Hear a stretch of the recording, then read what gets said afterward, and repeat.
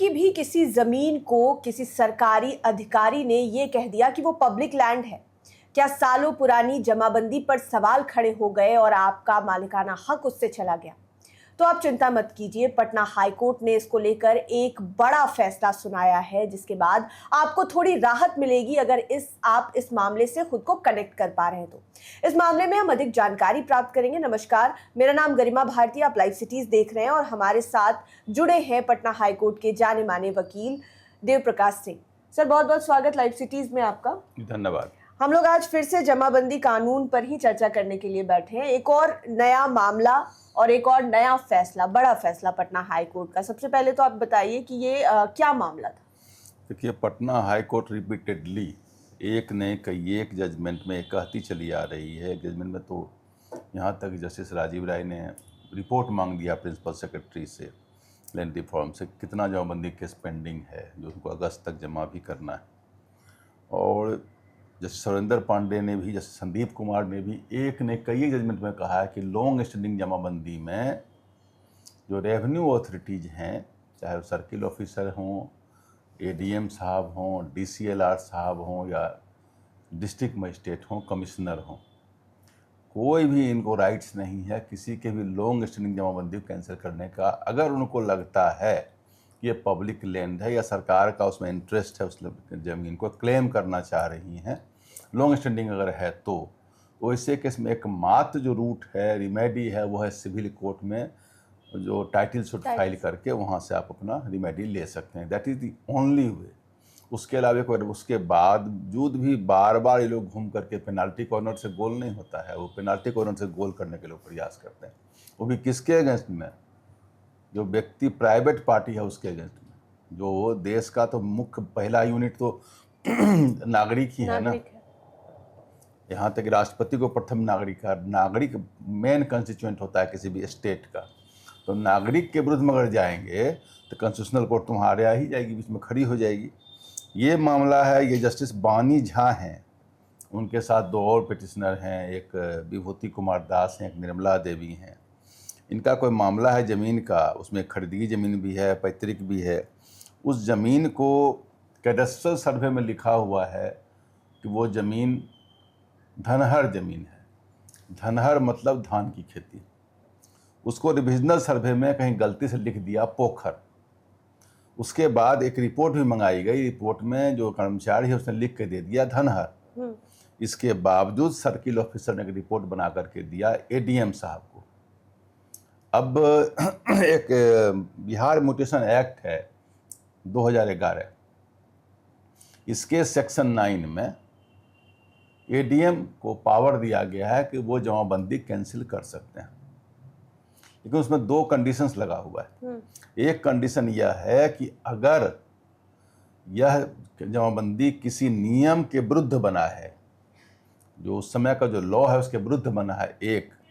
Number 2, या कोई executive order उस समय का है जिसके कंट्रेरी में बना है, तो ऐसे हालत में आप उस जिस पार्टी की जमाबंदी है उसको नोटिस दे करके, नोटिस देने के बाद उसमें जो उनका जो पक्ष है सुनने के बाद आप अपने लेवल से इंक्वायरी करें। इंक्वायरी होने के सेटिस्फाइड अगर आप होते हैं तो जमाबंदी आप कैंसिल कर सकते हैं। लेकिन वो जमाबंदी कब? जो फ्रेश जमाबंदी, वो जमाबंदी नहीं जो लॉन्ग टर्म हो। लॉन्ग टर्म जमाबंदी देखिए है कि पहले जमाबंदी एक्ट तो बना 2011 में, उसके पहले था बिहार टेनेंट्स होल्डिंग एक्ट 1973। तो उस एक्ट में बनता था, उसके सेक्शन 14 में बनता था आपको जमाबंदी। उसमें कैंसिलेशन का कोई प्रावधान नहीं था। पहले जिस एक्ट में आज की जमाबंदी 2011 के पहले जो भी जमाबंदी बनी है वो सब बना है बिहार टेनेंट्स होल्डिंग एक्ट 1973 में। उसमें जमाबंदी कैंसिलेशन का कोई प्रावधान नहीं था। यहाँ तक कि जो बिहार लैंड रिफॉर्म एक्ट है उसमें भी सेक्शन 4 जो है उसमें सेटलमेंट कैंसिलेशन का पावर डीएम के पास में है। एक्स लैंड लॉर्ड्स अगर कुछ है 146 के बाद का है तो वो अलग प्रोसीज्योर। लेकिन कहीं भी पहले किसी कानून में जमाबंदी कैंसिलेशन का कहीं था, कानून में था ही नहीं। ये आया है कानून आपको बिहार म्यूटेशन एक्ट 2011 में, जिसका कि बार बार मिसयूज हो रहा है। कभी सीओ साहब करते हैं, कभी डीसीएलआर साहब करते हैं, कभी एडीएम साहब करते हैं। तो इसमें इन्होंने क्या किया कि सीओ से एक रिपोर्ट मंगा लिया और सीओ ने रिपोर्ट में लिख दिया कि पोखर है, अनाबाद बिहार सरकार ज़मीन, और अनाबाद बिहार सरकार करके इन्होंने जो उसके जो पहले से बना हुआ है, मतलब आज़ादी से पहले से बना हुआ है, पर दिखा रहा 1917 1938 90 का उसके पहले का बना हुआ सब है जमाबंदी, 90 साल उसके से जमाबंदी को इन्होंने बुला करके एक प्रोसीडिंग में, और प्रोसीडिंग में भी क्या किया, जब प्रोसीडिंग स्टार्ट हुआ तो इनकी जो पिटिशनर है उनकी माता जी हैं मनोरमा देवी, उनके नाम से जमाबंदी थी, जो उनके पिताजी ज़मीन उनके हस्बैंड ज़मीन खरीदा हुआ था, उसके बाद डेथ हुआ तो मनोरमा देवी के नाम से जमाबंदी क्रिएट हो गया। जमाबंदी मनोरमा देवी है, जीवित है या नहीं है? अभी नहीं है जीवित। मनोरमा देवी के समय में ही जमाबंदी कंस्ट्रक्शन का प्रोसीडिंग स्टार्ट एडीएम साहब ने सुओ मोटो किया था, सीओ के रिपोर्ट पर, कोई व्यक्ति रिपोर्ट नहीं किया है, ध्यान रखिएगा। जमाबंदी कानून कंस्ट्रक्शन लिखा हुआ है कोई व्यक्ति और या सुओ मोटो, तो सुओ मोटो में इनको सीओ के रिपोर्ट उन्होंने शुरुआत किया है। कोई व्यक्ति नहीं कहा कि ज़मीन हमारा है, कहीं पर कोई ऑब्जेक्शन नहीं है कोई लोकल व्यक्ति का, ये सीओ साहब का ऑब्जेक्शन है कि पोखर लिखा हुआ है, ज़मीन अनाबाद बिहार सरकार हो गया।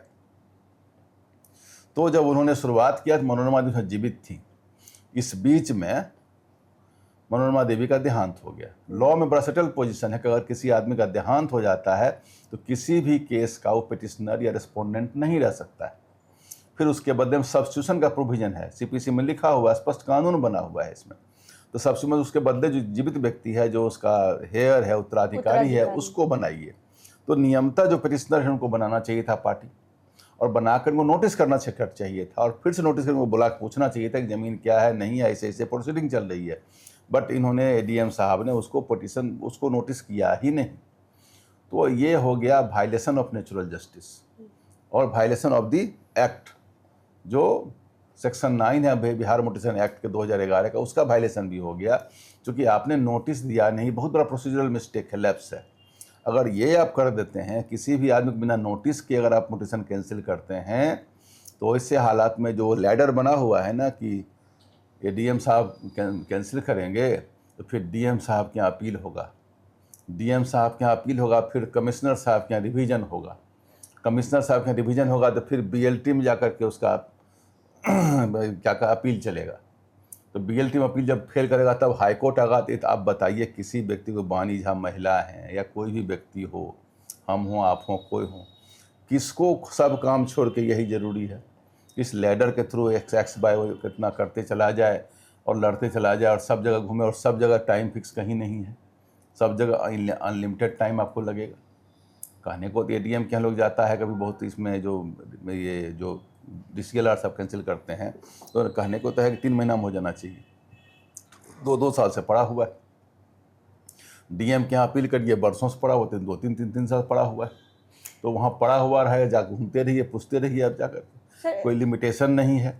तो ऐसे हालात में जब वहाँ पड़ा हुआ है तो नेचुरल जस्टिस का वायलेशन है, तो उस केस में आपको हम बता दें, आपके दर्शकों को भी बता दें, अगर बिना नोटिस के आपके जमाबंदी को कैंसिल किया गया है तो आप सीधे हाई कोर्ट आ सकते हैं कि आप दिखाएं हमको कोई इन्फॉर्मेशन नहीं दिया गया। यानी बिना नोटिस के अगर मिला है तो आपको वो सारे लैडर्स को चढ़ने उतरने की जरूरत नहीं, आप सीधे हाई कोर्ट आ पाइए कि हमारे मौलिक अधिकार का हनन हुआ है बिना हमको सुने हुए। हमारे जमाबंदी देखिए, लैंड जो है, लैंड को अभी नए बहुत जजमेंट सुप्रीम कोर्ट ने कहा कि ह्यूमन राइट है।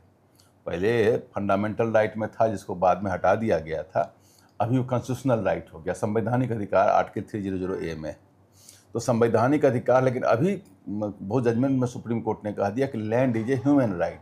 भाई किसी कोई रहता है मकान बनाकर या उसमें खेती करता है, 2 ही काम न करता है, खेती करता है, रहता है, या उससे कोई जीविका किराया लगा के खाना खाता है, या उससे भरण पोषण चलता है। तो लैंड तो उसका समझिए मौलिक अधिकार तो आ ही गया मोटा मोटा, जो ह्यूमन राइट हो गया। और लैंड के ऐसे चीज़ को आप उसको वहाँ से बिना पूछे बिना नोटिस के उसको बेदखल कर देंगे, और जो बरसों से पैतृक से चल के आ रहा है, 3 पुरुष से बाबा पोता छर पोता से चल के आ रहा है, उसको आप कैंसिल कर देंगे जमाबंदी। इससे बड़ा कैलस, इसमें तो सही माने में ये मतलब क्या कहा जाए, इससे जघन्य कोई अपराध नहीं। किसी को बेघर कर देना, किसी को ज़मीन से बेदखल करना, इससे जघन्य कोई अपराध हो ही नहीं सकता। और इसमें भी लॉन्ग स्टैंडिंग जमाबंदी, तो एक नहीं 1000 जजमेंट है यहाँ का। मैंने कहा कि जैसे संदीप कुमार, जैसे राजीव राय, जैसे सुरेंद्र पांडे और जैसे PK, बहुत सारे, जब में खोजिएगा तभी मतलब पूरा बुक भर जाएगा आपका। इतना जजमेंट आपका भरा हुआ है जिसमें कि कह दिया गया कि लॉन्ग स्टैंडिंग जमाबंदी के लिए एग्जीक्यूटिव अथॉरिटी को समरी ट्रायल करके कैंसिल करने को कोई पावर नहीं है, उनको एक ही रास्ता सिविल कोर्ट जाना। इसके बावजूद बार बार हो रहा और इन लोगों को दिक्कत हो रही है।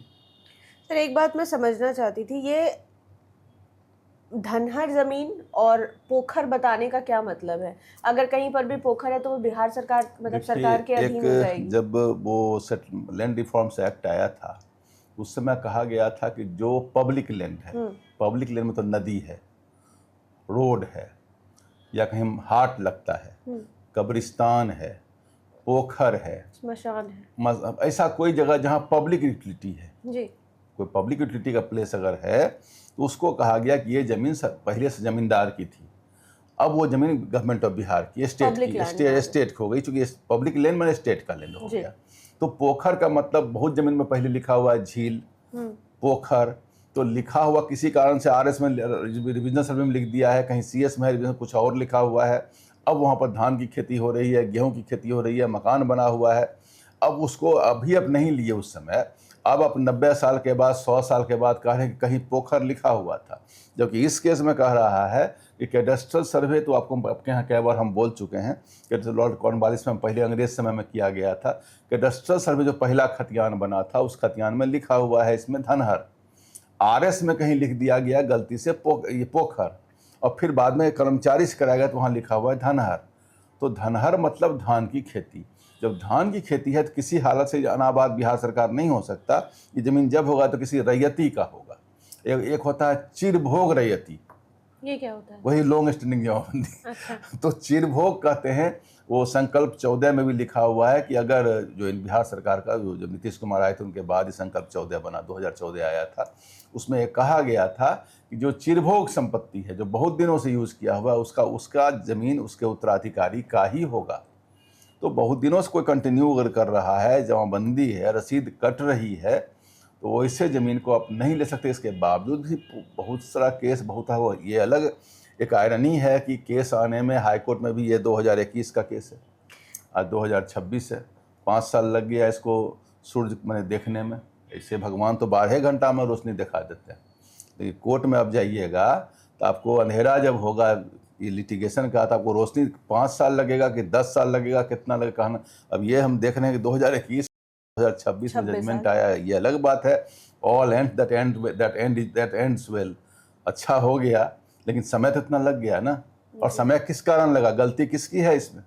किसी सरकारी पदाधिकारी की है, वो तो रिटायर भी कर गए हुए जिन्होंने गलती की होगी। भुगत कौन रहा है? वो उनकी बेटी बानी झा, जी। तो बानी झा है, निर्मला देवी हैं, कौन विभूति कुमार दास हैं, ऐसे ये तो 3 हैं। खोजिएगा तो बिहार में हजारों लाखों मिलेंगे जो भुगत रहे हैं इन चीज़ों को। ऐसे पदाधिकारी जिनको मन लगी ताश के खेल की तरह खेम के करते हैं और बैठ किसी का, मैंने कहा किसी का जमाबंदी, और जमाबंदी क्या होता है? राइट्स है, मतलब पोजीशन को डिसाइड करता है कि आप उस पर कायम हैं, दाखिल खारिज आपका है। किसी आदमी को डिस्पजेस करना या डिस्पोजेशन को कागजी रूप से कर देना, डिस्पोजेस तो नहीं कर सकते इस कानून से, अब तो राइट उनका ओनरशिप को नहीं टच कर सकते, वो जजमेंट तो आ गया है। लेकिन अगर किसी का जो राइट्स का जो पेपर है, वो रेवेन्यू स्टेटस है, उसको अगर आप हटा दे रहे हैं तो ये जघन्य अपराध है। इससे बड़ा कोई, इसमें तो और सख्त कानून बनना चाहिए, कंपनसेशन मिलना चाहिए लोगों को। इतना जो केस हो रहा है और लोगों को वहाँ तक जाना पड़ रहा है, क्षतिपूर्ति का प्रावधान किसानों को होना चाहिए कि जो मालिक हैं उनको क्षतिपूर्ति मिलनी चाहिए।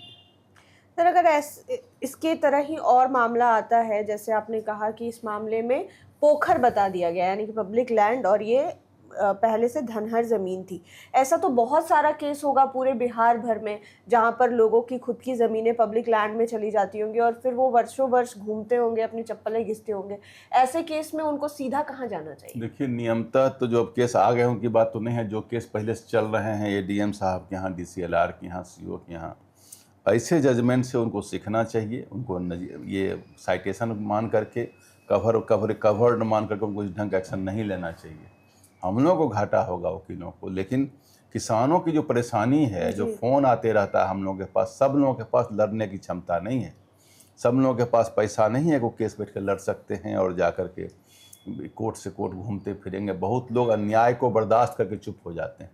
मैं आपको बता दूं, अदालत में 30% लोग ही आते हैं। 30% मैंने हायर साइड में कहा। 70% साथ जो इनजस्टिस होता है, वो इनजस्टिस को अपना भाग्य मान करके चुप होकर बैठ जाते हैं। और यही कारण है कि ऐसे लोग ज़्यादा अन्याय करते हैं। 1-2 लोग जाते हैं कोर्ट में, बहुत कम लोग जा पाते हैं। अधिकतर लड़ने की क्षमता किस में है, और लड़ने में इतना पेशेंस किसके पास है कि 5 साल 10 साल 8 साल लड़े। चप्पलें, जो अपने वर्ड यूज़ किया, चप्पलें घिसे और पेपर डॉक्यूमेंट, ये बहुत का बाल बच्चा हम लोगों के पास कुछ डॉक्यूमेंट उसके पास है ही नहीं, क्योंकि पहले की ज़मीन है, बोला बहुत पहले से रह रहा है, अब कागज़ कहाँ, कागज़ी ज़मीन हो जाएगा। इसी हालत में इन जो ऐसे पदाधिकारी हैं, instead of protecting the rights of the people, वो उसको चाह रहे हैं कि उसको हट, कागज़ में कुछ भी कुछ बना के लिख के दे रहे हैं। भाई वो नहीं है तो चौहद्दी देख लीजिए उसका, बहुत ज़मीन देखने का बहुत पावर, रसीद कट रहा है, जमाबंदी पहले से अगर चल रहा है तो वैसे ज़मीन को कैंसिल करने के लिए हाई कोर्ट बार बार ये रेड सिग्नल दे रही है कि लॉन्ग स्टैंडिंग जमाबंदी कैंसिल तभी करें जब सिविल कोर्ट में टाइटल सूट में जाएं। उसके पहले जैसे ही लॉन्ग स्टैंडिंग जमाबंदी है, जिसको कि मतलब 25-30 साल से अगर कायम है, तो उसको आप कैंसिल नहीं करें, उसको आप रद्द नहीं करें।